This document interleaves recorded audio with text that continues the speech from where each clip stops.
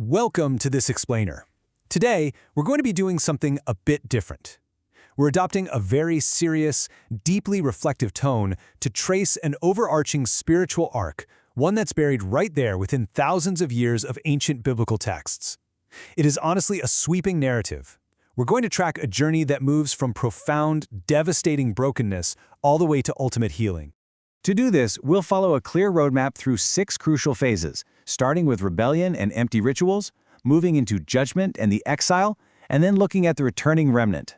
From there, we'll examine the promised cornerstone, the massive shift to the new covenant, and finally, the final restoration.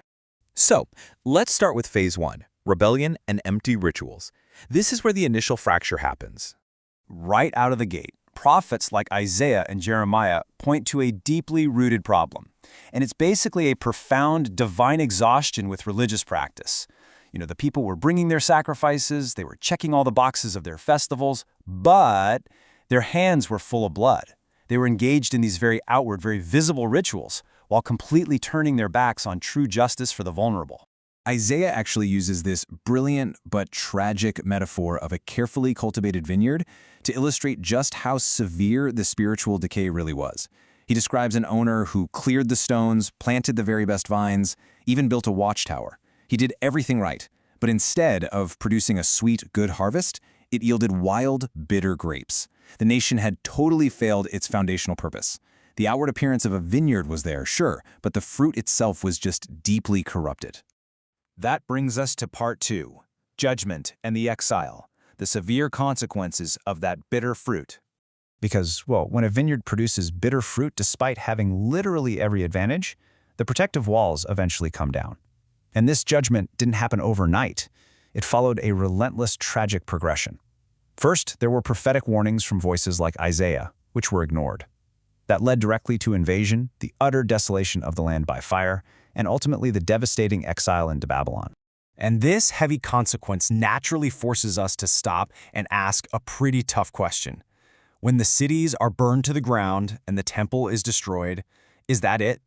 Is the story over? Has God completely abandoned them? To figure that out, we move to part 3, the returning remnant, the era of fragile restoration. The answer to that question lies entirely in this concept of the remnant.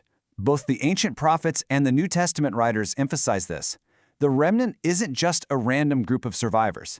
Think of them more like a small faithful seed or a glowing ember that endures the fire of judgment.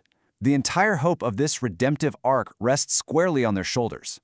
Now, if we look closely at the book of Ezra, specifically chapter 3, we witness an incredibly profound spiritual pivot. Picture this. This faithful remnant physically returns to the actual ruined stones of Jerusalem. They are surrounded by hostile nations, they're terrified. You would think the very first thing they do is build a massive wall, right, to protect themselves. But no, they do something absolutely radical. Before laying a single stone for a wall, they rebuild the altar. In the face of total, terrifying vulnerability, their first line of defense wasn't military at all. It was a desperate, unified return to worship.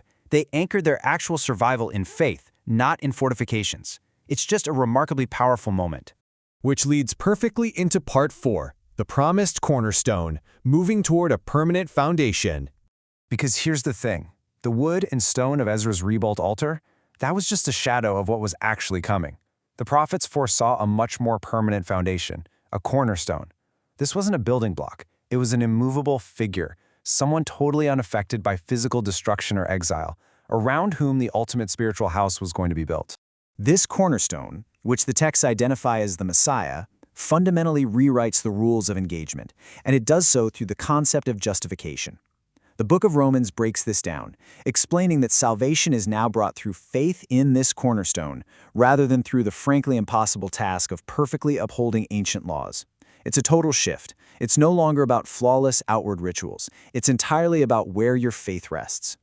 And that shift takes us right into part 5, the new covenant, a massive paradigm shift. 2 Corinthians paints a really vivid contrast between these two eras. It actually calls the old system, the law engraved on stone tablets, a ministry of death. Why? Because all it really did was highlight human flaws without fixing the human heart.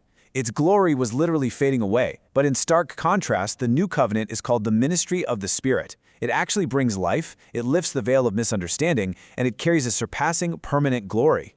In this new covenant, the Word of God isn't just ink on a page anymore. It's not cold letters carved into a piece of stone. The writer of Hebrews describes it as a living, active, piercing sword. It slices right through the superficial stuff to judge the deepest intentions of the heart. It operates entirely from the inside out. So remember those empty, exhausting rituals we talked about from Isaiah? That endless daily cycle of animal sacrifices that could never actually permanently clear a human conscience? Well, the new system replaces all that repetition with absolute finality. It's a definitive, once-for-all sacrifice made by Jesus, acting as the ultimate high priest, who suffered outside the city gates to permanently sanctify the people. The exhaustion of the old system is just over. And finally, Part 6, the final restoration. The apocalyptic conclusion. When we zoom out and look at this timeline, we can see the whole profound redemptive arc. It leads straight from the initial fall and rebellion, right through the bitter exile, down to the arrival of the Messiah, and ultimately toward a promised final judgment. It shows us that history isn't just cyclical, spinning in circles. It's linear. It's moving toward a very specific divine culmination where justice and mercy are perfectly resolved. The final text we look at, drawn from the book of Revelation, assure us of the ultimate victory over death itself. And remember that faithful remnant?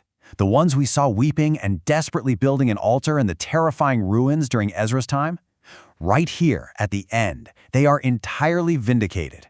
All of it. The grief, the exile, the persecution, it all finally gives way to the total restoration of everything that was lost at the dawn of humanity.